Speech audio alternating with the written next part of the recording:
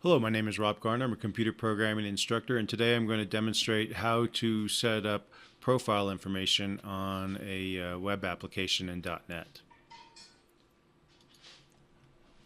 So I'm going to create a new project. It'll be a web ASP.NET web application. I'm going to call it Profile Demo.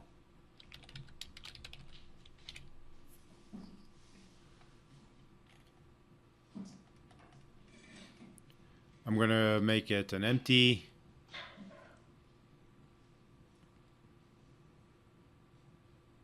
web form application. Actually, I'm going to just make it an empty, just to show how this can work with any application. So we'll just start off with an empty ASP.NET 4.52 template.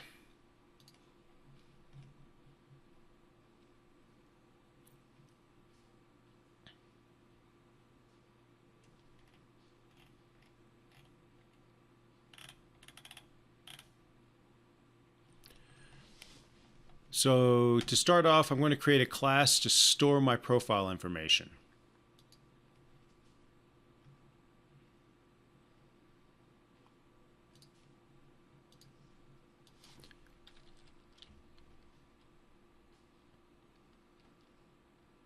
And we'll call this item. And what we'll make is a shopping cart and then a class to hold items in the shopping cart. So this will be the item class. And I'm going to make this class serializable by using an attribute.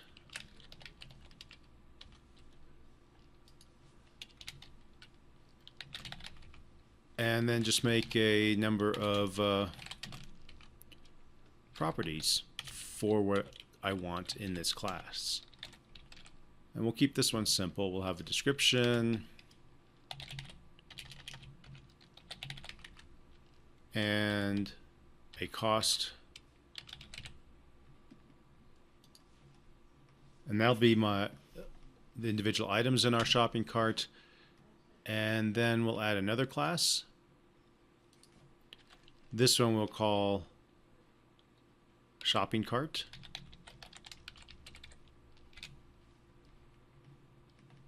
Again, I'm going to make it serializable.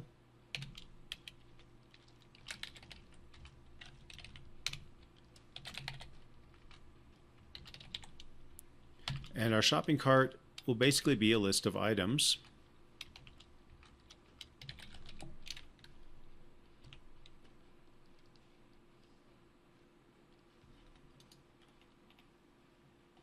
And I think I'm going to want this one to be a fully defined class. So let's do a prop full.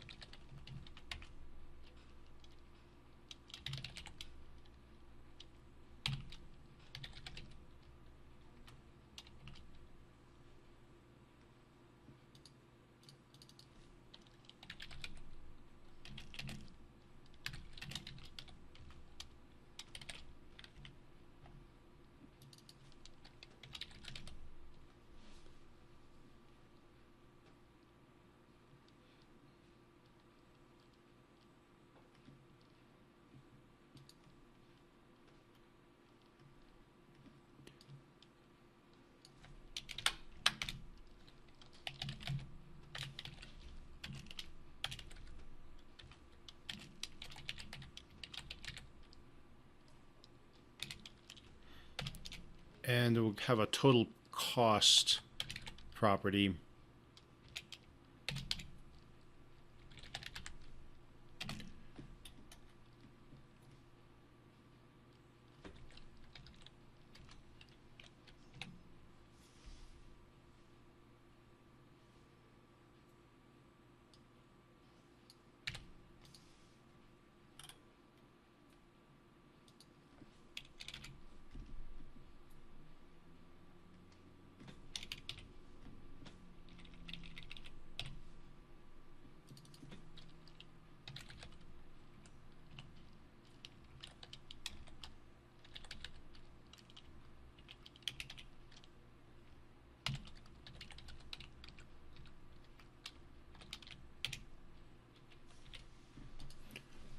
And so this total cost property will just return the sum of the items.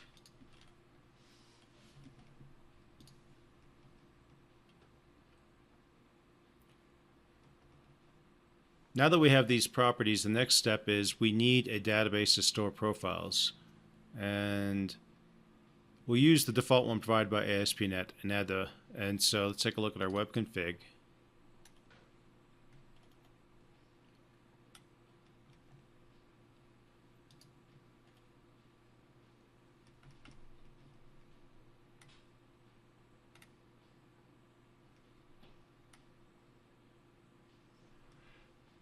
And within our connections, we'll need to add a connection strings. And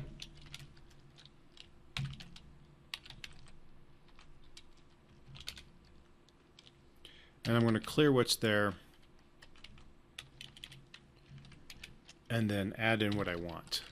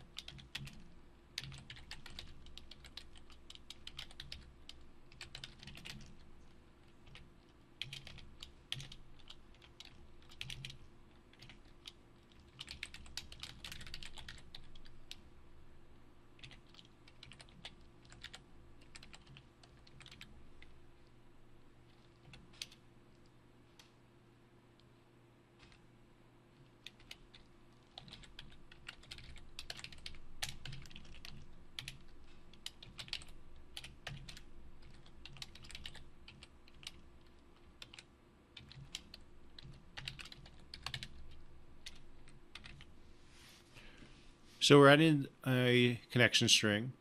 We're picking local DB version 11.0, integrated security, and this when we run this application, it'll create the directory in the default data directory. Since we are using just an empty application, it should show up just in the project, and it'll be called ASP.NET.MDF.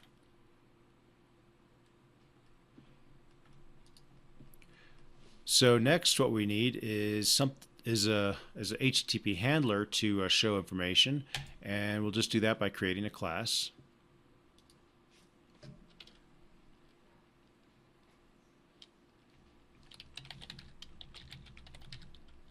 So we'll create this sample profile class. We'll inherit from iHTTP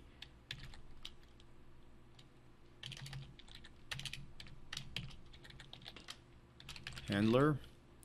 Let's see if it exists in this context. It doesn't. I'll just use control dot, and it'll conveniently add using system web for me so that I have access to it.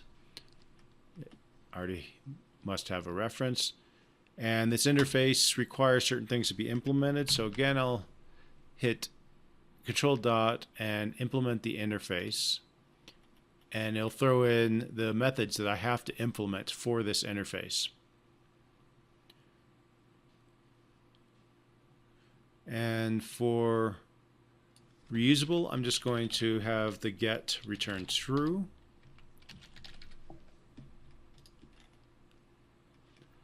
And then in this process request, this will have return back a response object for our request. So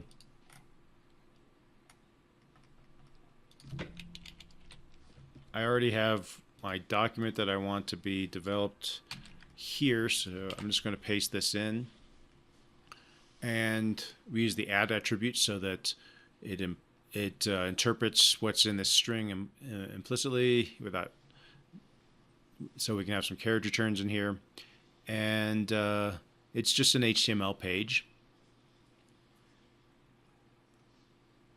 with some template space holders where we're going to put in the information we want. So it'll add username and current color in here.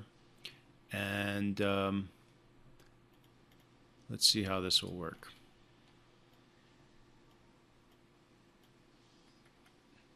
So in our process request,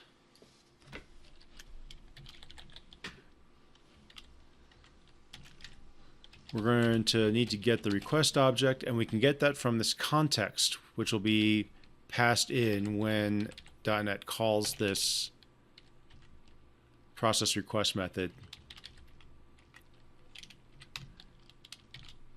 And we're going to need an HTTP response.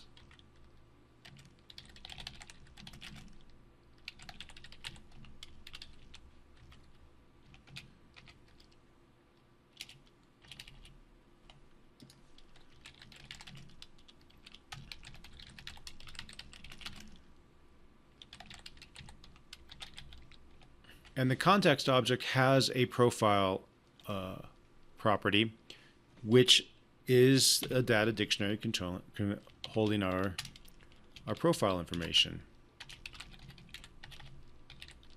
So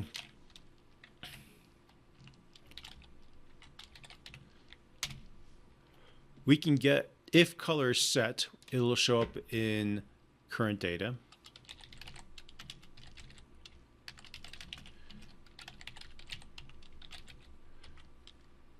One of the common things that we can get under profile, you'll see, is username.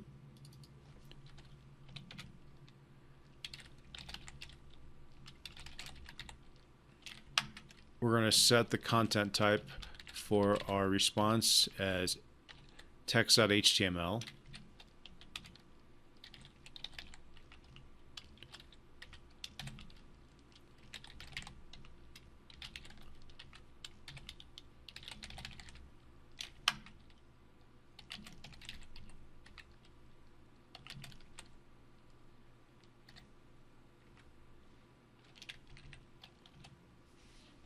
So when we write the response here, we're going to call the response write method. We're going to pass in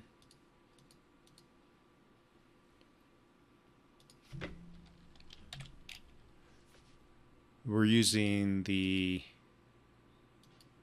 3-element overload, which has a character buffer, which is we're passing in as a string, which is what we want which is this response string.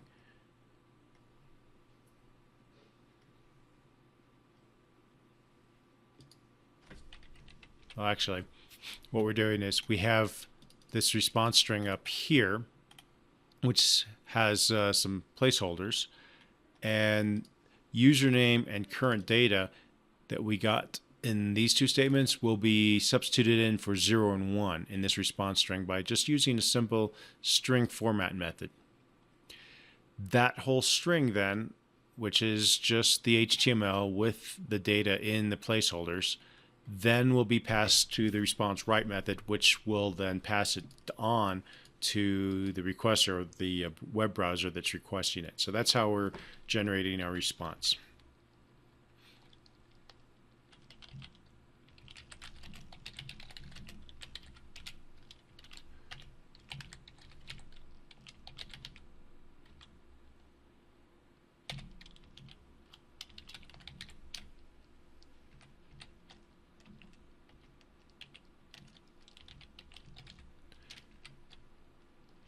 And if we had a web form, or we made a HTML form that would generate some data with the request, then we could take whatever was in the form and pass it into this profile element. But here we're just going to assign blue in here.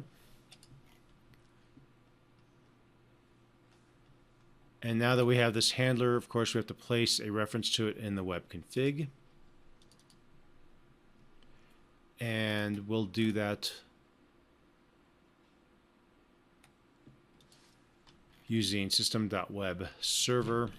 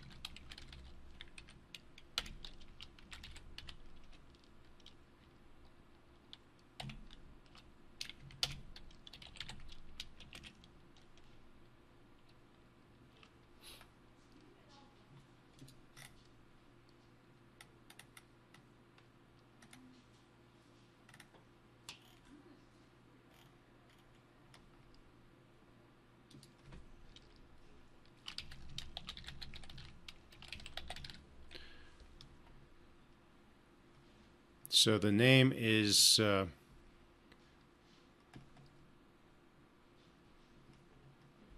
this project.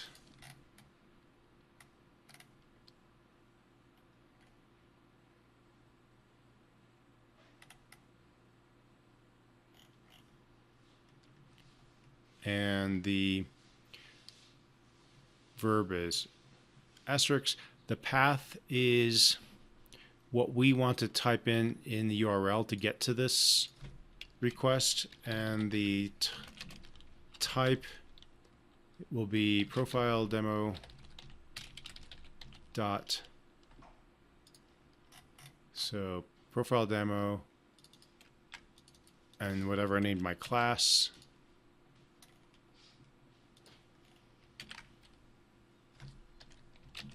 And the name of the assembly, which is the same as the project.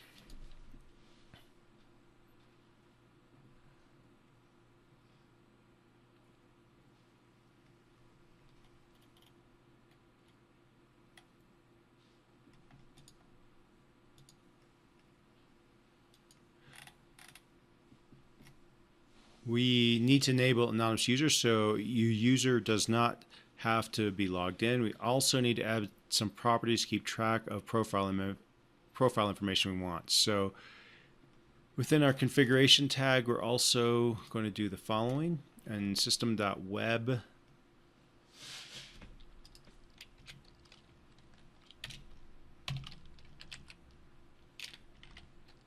going to set anonymous identification enabled equal to true.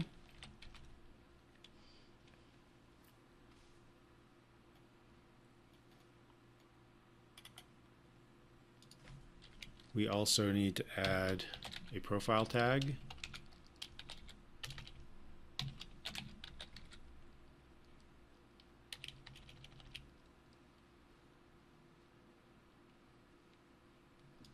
And this actually needs to be under system.web.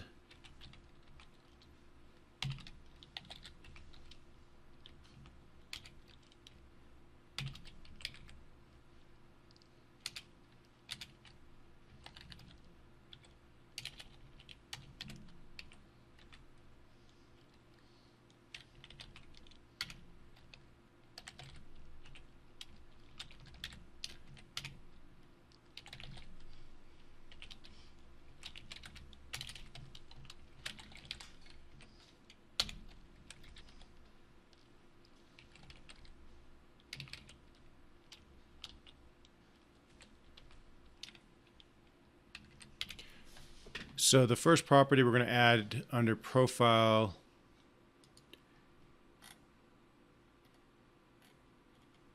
is this color profile, is this color one, and it has to be defined in here, otherwise it doesn't exist inside of profile. So you have to add this profile attribute to your system.web or profile tag to this system.web in the web config. And we'll add another one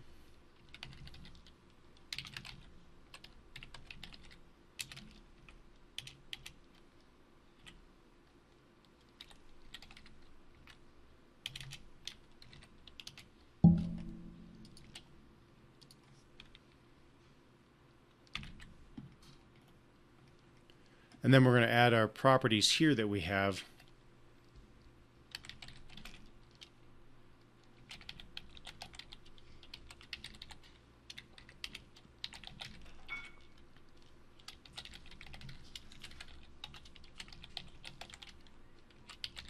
Note that we have to put its fully qualified name here, so we have to, when we identify the top first shopping cart, we're also identifying which assembly it's in, which in this case will be the project name.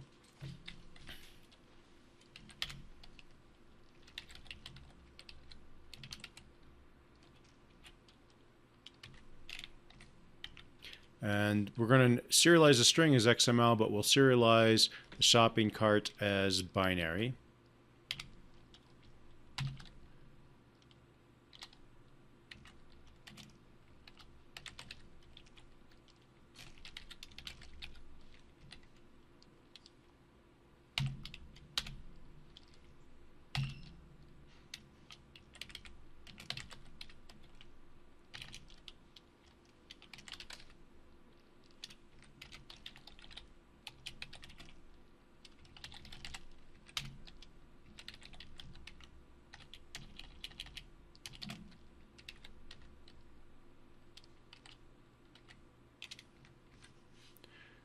And we'll also add in the name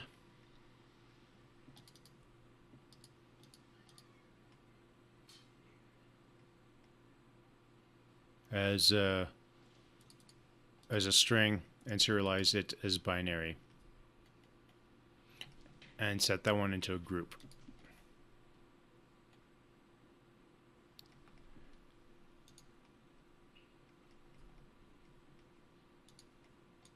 So let's see what happens.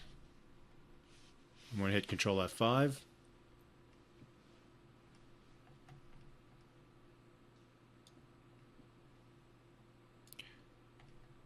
Initially we get a server error because we don't have a default page. Oh, and although even before we begin, we see we have a problem with shopping cart because of its accessibility level. And that's because I didn't make this public.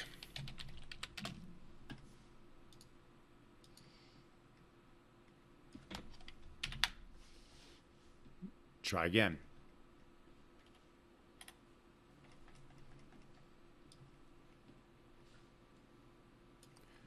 And we get the forbidden error because we don't have defaults. So, but we just need to go to what we called our response.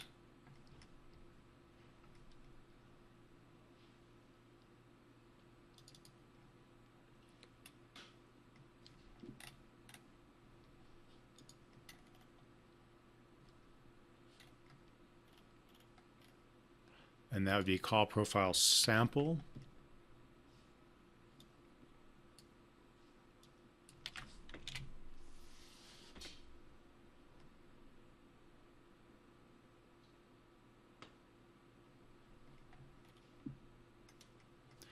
And we can see that we are able to go there. We get our message that we had in our response here.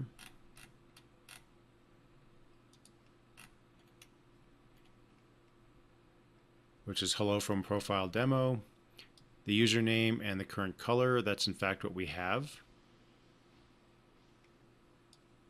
We'll do a refresh, and we see that with the refresh, we get blue shows up, and that's because the first request came in and color hadn't been assigned yet. Then on the second request, color was in there, and we got it from current data. So you can kind of see how profile works.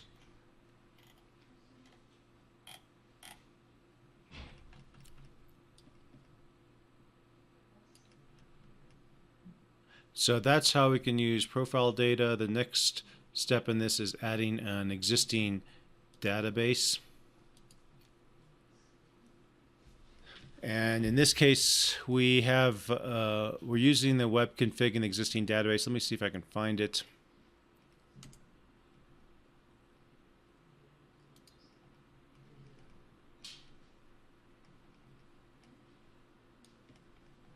And if I look at the here under app data, we can see ASP.NET MDF that's been created.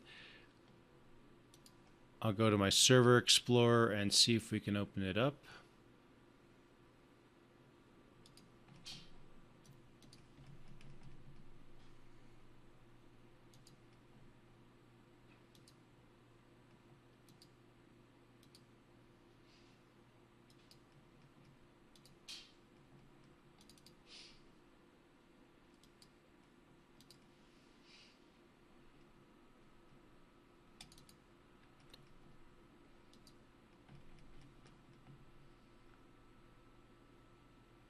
So now that I've connected to this, you can see that the ASP.NET DB database is automatically created based on this connection in our web connection or web config. Automatically adds all the fields we need for membership and roles and profile, and you can see that our profile property names, if we show table data,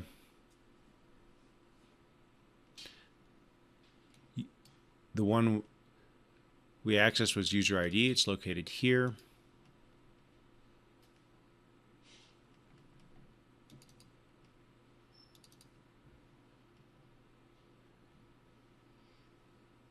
And then the property we added was the color property. And you can see that it's serialized here as XML. So that's what happened when we did this command here and put blue onto the profile. But what if we wanted to use an existing database? And so that will be what we'll demonstrate next.